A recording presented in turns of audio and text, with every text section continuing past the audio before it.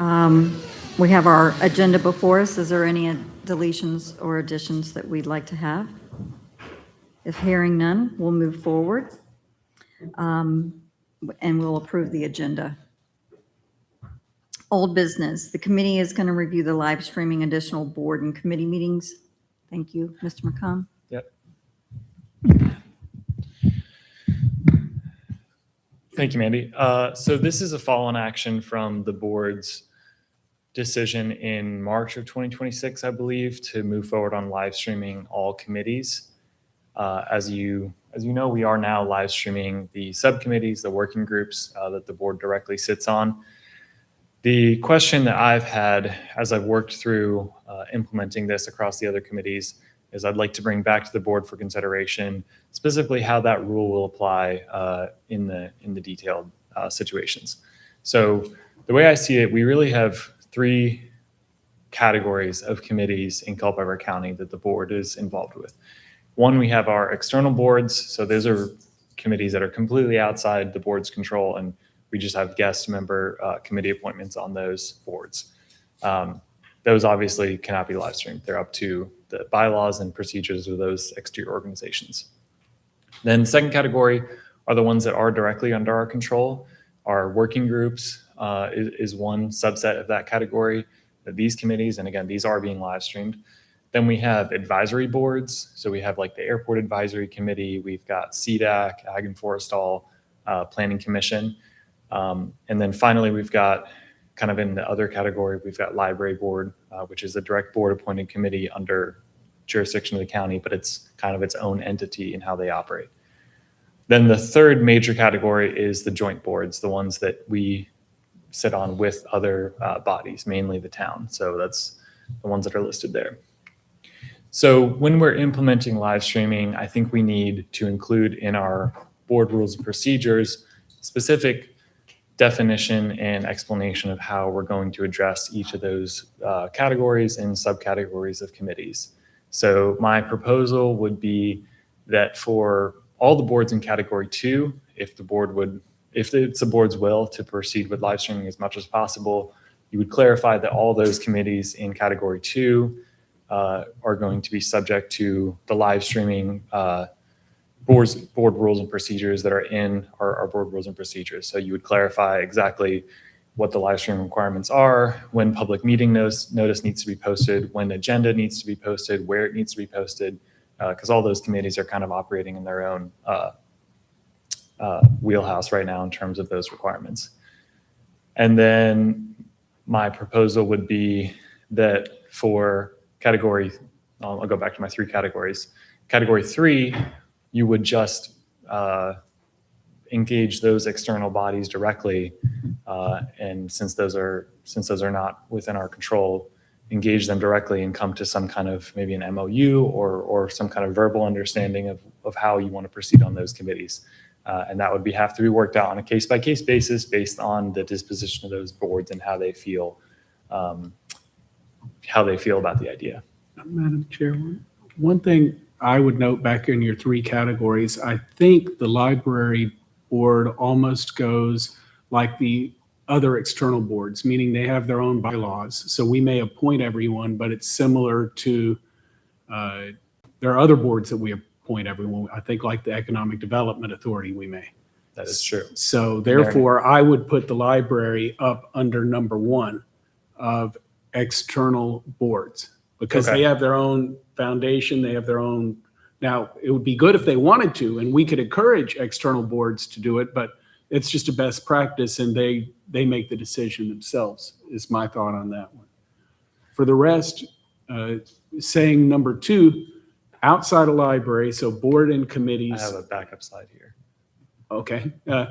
So I almost like the summary because I could kind of think about it. So for the summary on category of the second group, subcommittees, we've been regularly publishing agendas as normal practice. And so that's the buildings, grounds, personnel, kind of a quasi public safety, et cetera.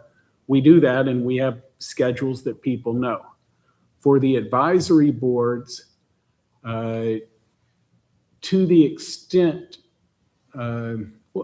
I think we do publish agendas on those, don't we?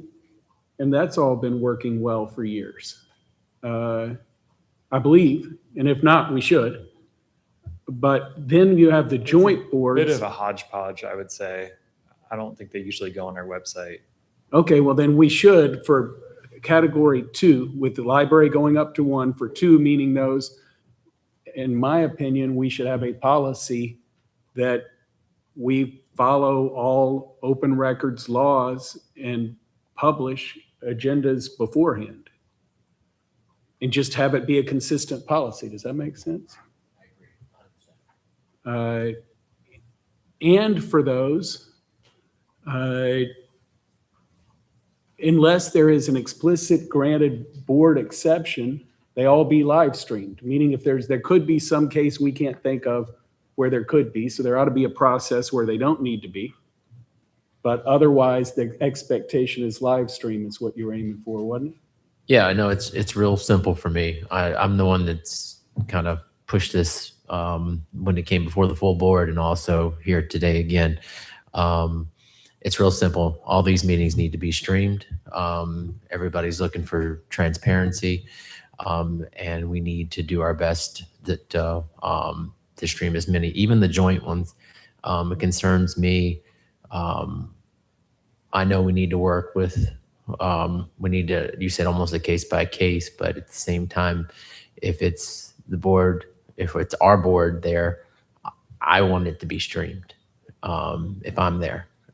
So, and as for these rules and procedures, yeah, I think Tom is for notification and everything. It needs to be tidied up a little bit. Tom's 100% right about that.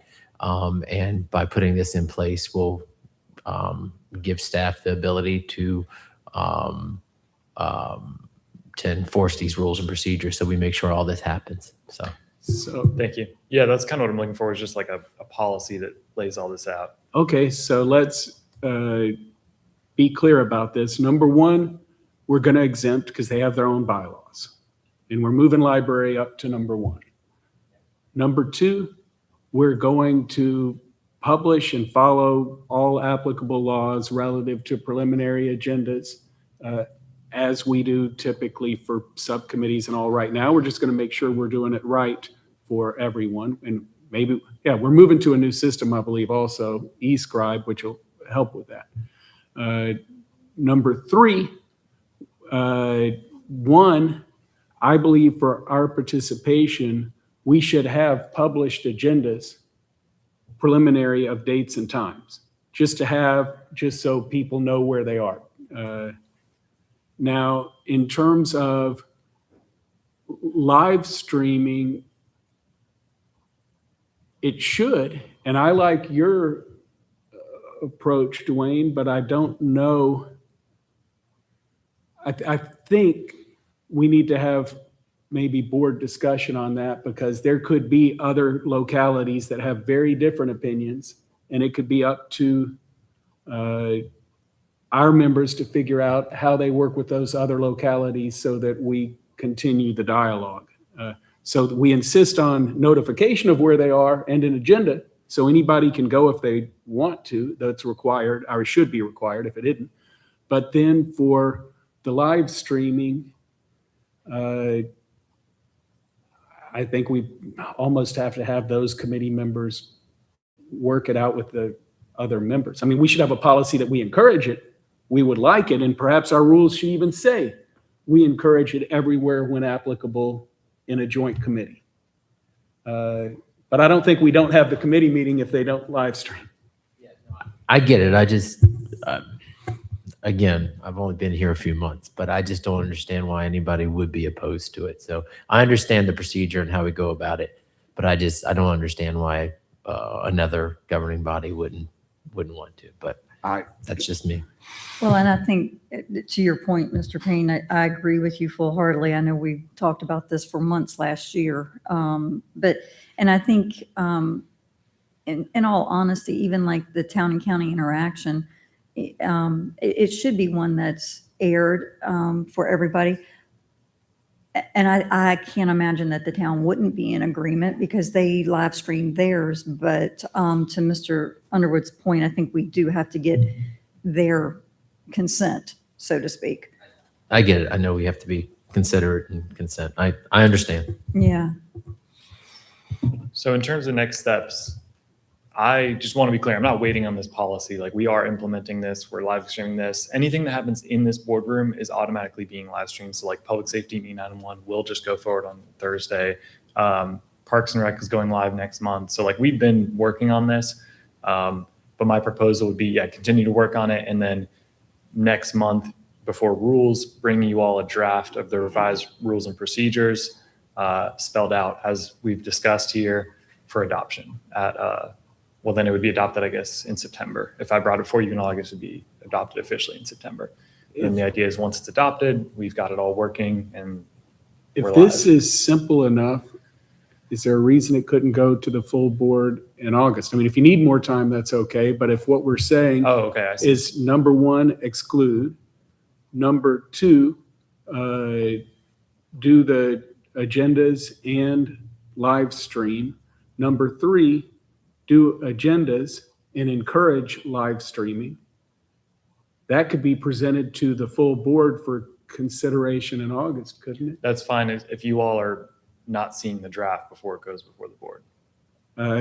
We get it in a preliminary agenda a few days earlier, and even if Okay. you could get it earlier to the board for full transparency so that everybody could comment. So For other board members in the audience, does that, oh, sorry. Ms. Brett. I was going to ask, are there any other, Yeah. exactly? My only concern is on that one board, for me, there's probably some things that we have to have some sort of closed session, even on this agenda for this week. So I don't know how that falls with Amy. There's one in particular that I know of that I wouldn't want to discuss. Well, I mean, those are public meetings anyways. I mean, we those are ones that we definitely advertise and post on board docs, so anybody can walk into those meetings. So if there's closed session stuff, yeah, it needs to be on closed session. Well, So I'll work with you on that because we just posted those agendas yesterday, so. Sure, but when you're talking about 3 or 4 people sitting in the room as opposed to 60,000 people that could watch it, it's a little different. Yeah. So it may be something we need to talk about as one of those items probably should be closed. That would be my consideration. Perhaps. And I think that would point to tightening everything up. So if it's something that needs to be closed, then that should be enclosed already. Yeah. And then anytime that this is open to public, my whole point of this is anytime that it's open to the public, people have day jobs, they have a life, they should be able to have access to any public meeting by just, by just turning their computer on. So if it's public, it should be streamed and then move that to closed session. I agree. Any other questions, concerns, Mr. Meeks? Do we have anything in the form of a motion? I'll make them, well, no, you ought to have the, okay. I'll make a motion that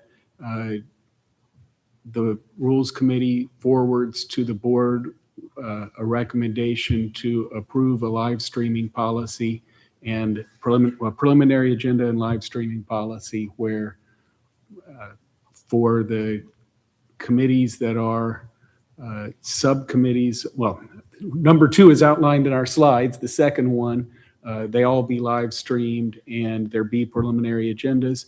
For joint committees, that there be published agendas and encouragement of live streaming. Second. Okay, all of those in favor? Aye. And just for clarification, my idea was that this would be an update to the board rules and procedures, not a Yes. separate policy. Yeah. Okay, yes, yes, adding to the board's rules Yes. and procedures policies for this. Understood. Yes. All items addressed. Do we have a motion to adjourn?